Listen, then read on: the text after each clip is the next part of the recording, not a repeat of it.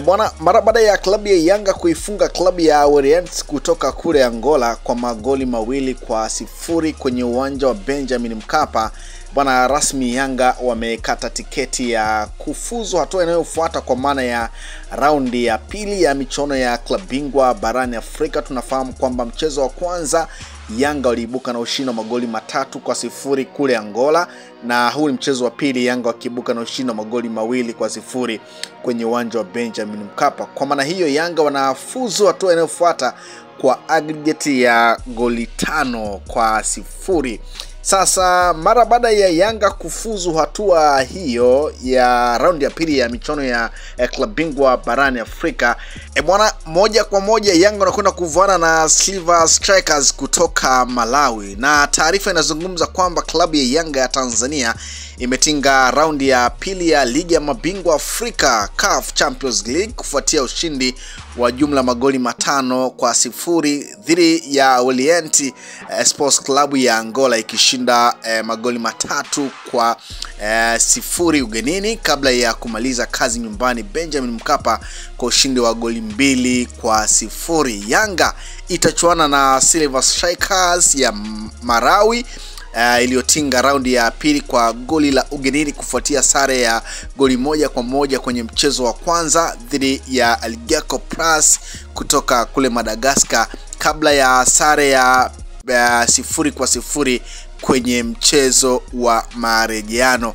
Bwana, rasmi sasa klabu ya Yanga inakwenda kuvana na Silver Strikers kutoka huko Malawi. Kwa hiyo taarifa iko hivyo mara baada ya klabu ya Yanga kuibuka na ushindi wa magoli 2-0. Bwana, tunafahamu kwamba magoli ya klabu ya Yanga yamefungwa na Azizi Andambwile pamoja na Pacome Zouzoua. Goli la kwanza likifungwa na Pacome Pedro Zouzoua, lakini goli la pili likifungwa na Azizi Andambwile. Tumeshuhudia mabadiliko makubwa sana ndani ya klabu ya Yanga. Kwa mara ya kwanza tumemwona Kibwana Shomari akianza na Shadrack Boka, ambaye tunafahamu kwenye mchezo wa kwanza dhidi ya Orient kule ya Angola aliweza kuanza Shadrack Boka pamoja na Israel Patrick Mwenda, lakini kwenye mchezo wa marejeano tumeona akifanya rotation kocha Romain Folz akimwanzisha Shadrack Boka pamoja na Kibwana Shomari. Kwenye eneo la katikati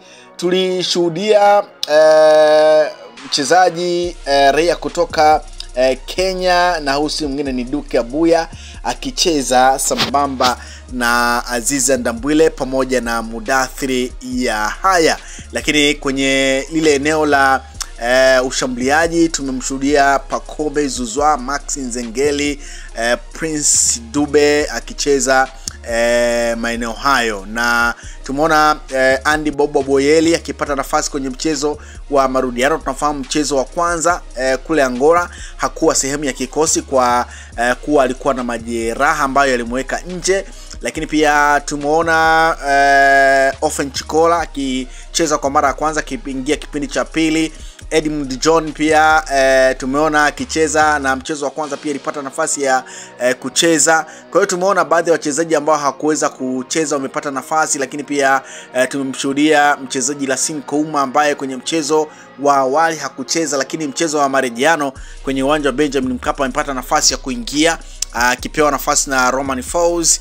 Na tumeshuhudia pia mabadiliko mbalimbali ambayo yamefanyika kwenye kikosi hicho licha ya ushindi wa magoli 2-0, lakini bado mashabiki wa klabu ya Yanga wameendelea kuzungumza kwamba bado ni kama hawajaridhika hivi na namna ambavyo kocha Romain Folz amekuwa akifanya rotation ya kikosi. Tumeona kipindi cha kwanza kikimalizika kwa Yanga kuondoka bila kupata goli, kwa maana ya half time ilikuwa ni bila, lakini kipindi cha pili tumeona mara baada ya Romain Folz kufanya mabadiliko, bwana, tumeona Yanga ikicheza mpira wa kasi ikitafuta nafasi na kuweza kupata magoli hayo mawili. Moja kati ya jambo ambalo mashabiki wa klabu ya Yanga wameendelea kuzungumza kwamba ni kama hawaelewi, yani hawaelewi mfumo wa kocha, lakini kama ambavyo pia tunaambiwa kwamba kocha Romain Folz ni mtu wa mifumo. Kwa hiyo iko siku tu ataelewa pengine anachokifanya kwenye namna ya kukitafuta kikosi. Kwa hiyo iko hivyo, lakini taarifa njema na pengine hii inaweza ikawa ni moja kati ya mchezo ambao unaendelea kumuweka sehemu nzuri mchezaji Azizi Ndambwile. Kumbukwe kwenye ushindi wa magoli 3-0 mchezo ambao ulifanyika kule Angola, Azizi Ndambwile alifunga, na kwenye mchezo wa Benjamin Mkapa pia Azizi Ndambwile amefunga. Kwa hiyo unaweza kuona ni kwa namna gani ambavyo Azizi Ndambwile ameendelea kujizorea kwa uaminifu kwa kocha Romain Folz, kwa kumpa nafasi na kufanya kile ambacho anakifanya licha kucheza nafasi ya katikati kwa maana ya kiungo namba 6, lakini pia kihamishwa kutokana na mapendekezo pengine ya kocha ama kutokana na plani za kocha, ameendelea kufanya vizuri kwenye ile eneo la katikati. Sasa unaweza kuona ni kwa namna gani ambavyo Azizi Ndambwile ameendelea kumuofa Romain Folz mambo mengi sana licha kuchezeshwa katikati, lakini pia anaweza akafunga. Kwa maana ya michezo yote miwili Azizi Ndambwile ameweza kufunga. Kwa hiyo ni moja kati ya jambo zuri na ni moja kati ya hali ambayo pengine inaendelea kumweka Azizi Ndambwile kujiamini kwenye kikosi cha klabu ya Yanga, lakini kuendelea sasa kumfanya Romain Folz asiwe na la kuzungumza kwa Azizi Ndambwile kutokana na kile ambacho anakifanya. Sasa mara baada ya matokeo hayo nimepita kwenye ukurasa wa klabu ya Yanga kutazama pengine mashabiki wa klabu ya Yanga wanazungumza nini mara baada ya matokeo hayo, na moja kati ya mambo ambayo mashabiki wa klabu ya Yanga kupita kwenye ukurasa wa klabu ya Yanga mara baada ya Yanga kuweka matokeo hayo bwana, kwanza wamefurahishwa na timu yao kufuzu hatua inayofuata, lakini kubwa zaidi wameendelea kuzungumza kuhusiana na mabadiliko ambayo kocha amekuwa akiyafanya. Bwana huyu anasema hakuna kitu mtafanya, kocha bado yupo mpaka Pasaka ya 2026. Mnasema kocha wa Yanga angejaribu sawa. Mnasema muhimu tumeenda round inayofuata, mengine yanazungumzika. Mnasema kwani huo mpira wa dakika kuanzia 70 mnashindwa nini kucheza toka mwanzoni? Kocha akiendelea hivyo Oktoba 29 tukitoka tutaunga na kwake atuambie vizuri, hatuwezi kuangalia mpira unaisha, tunatafuta maji ya kunywa kwanza. Mnasema magoli hapa 10 na Ndambwile yametumika ama yatumike kumsamehe kocha. Mnasema wana Yanga tumsifu Yesu Kristo jambo kwa haya magoli mawili. Mnasema Ndambwile huu msimu ana kazi nao, tumwachie. Mnasema kipindi cha kwanza mnatukwaza, cha pili unatamani mpira usiishe. Mnasema wanaoamini timu kubwa, kocha mdogo. Mnasema kocha tunaye anajua Azizi top. Unasema kocha hamna, timu imepoteza kila alichokuwa nacho, uwezo tu unatubeba na tunaishia makundi, na pacha mwenzetu ataenda mbele kwa experience akusanye pointi, sisi tutapunguza pointi kila mechi. First half mbovu, tukikutana na timu strong mapema tunakula 3. Hichi kitimu cha kumtesa Diara beki zinafikiwa anytime, Yanga mpaka dakika 60 haina on target. Anazungumza hivyo. Mnasema nimechukia sana leo. Mnasema watu wana kazi ya kusema Yanga mpira mbovu, kocha hakuna, wanashinda kibahati sana. Mbona hizo bahati hawapati wenye mpira na makocha wazuri? Utani na mineno yenu ya hovyo, mtaikuta Yanga finali. Mpira upoje? Umuhimu ni matokeo nini? Mnasema tafadhali sana viongozi wangu, dalili za mvua ni mawingu. Mpira unafundishwa na Folz, sio mpira wa Yanga Afrika. Tafadhalini sana mrudisheni mzee wetu Gamondi na mastaa hawa. Sasa hivi timu pinzani watatapika sana damu.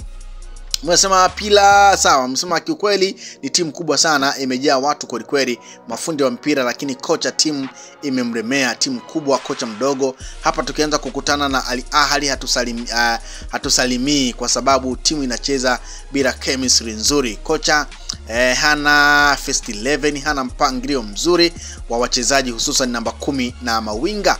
Mnasema kocha sawa. Mnasema kuna namna timu haina chemistry. Mnasema kocha hamna hapo sawa. Mnasema kocha hamna, kocha toke, ila sisi tunauza sawa. Mnasema tunashinda lakini hatuna furaha, kocha aende bwana. Mnasema hatuna kocha. Mnasema mimi nikiongea naonekana mjuaji. engineer, we need a new coach. Unasema viongozi wa Yanga huwa ni wasikivu sana, hata kwa hili tunaomba mtusikie jamani, huyu kocha timu inampalia, hatuwezi kufikia nchi ya ahadi. Unasema na huu mpira hatufiki CAF, tutakuwa wasindikizaji, kocha tumuelewi mpira anaocheza, tafuteni kocha huyo, inabidi akawe sawa. Unasema nichogundua timu kubwa kuliko uwezo wa kocha. Unasema kwa hiyo huo ndio mfumo mliokuwa mnausemea. Unasema raundi ya pili sidhani kama tutatoboa kwa uchezaji huu, hata kama mpira ni mchezo wa makosa, ila sio kwa huyu kocha. Kocha hana mbinu yoyote ile. Haiwezekani, kocha hana face 11 anayotegemea yeye, kila mtu acheze. Mwisho wa siku tunapata ushindi kwa shida. Hata sijui Simba tuliofungaje game ya 3, ila bado hatujaonyesha kiwango kilicho bora. Jamani, huyu kocha kakabidhiwa majukumu mazito kuyamudu, hawezi. Viongozi wa Yanga alikamwe usituaminishe kocha anaweza, kumbe ni uhaga mtupu. Haiwezekani, tunashinda bila furaha. Mtachagua nyinyi, tuondoke sisi, abaki kocha wenu, au kocha atoke atuachie timu yetu. Nimesema jamani, tunaotaka Boyeli aanze, tujuane hapa. Huyu anazungumza kuhusiana na kiwango cha Andy Bobo Boyeli ambaye alipata nafasi kwenye mchezo huo kwenye uwanja wa Benjamin Mkapa, ambapo mara baada ya kuingia tuliona timu ikibadilika pale mbele, na yeye ndiye ambaye ametoa assist kwa Pacome Zouzoua kuweza kufunga goli la kuongoza. Kwa hiyo ni mmoja kati ya wachezaji ambao pia mabadiliko yaliweza kuwalipa Yanga. Kwa hiyo hizo ni baadhi ya comment kupitia kwenye ukurasa wa klabu ya Yanga mara baada ya Yanga kuibuka na ushindi wa magoli 2-0 dhidi ya Orient na kuweza kuondoa kwa aggregate ya magoli 5-0 na kusonga mbele hatua inayofuata, na wanakwenda kukutana rasmi na Silver Strikers kutoka Malawi, ambayo usisahau kusubscribe, like na kubonyeza alama ya kengele. Asante.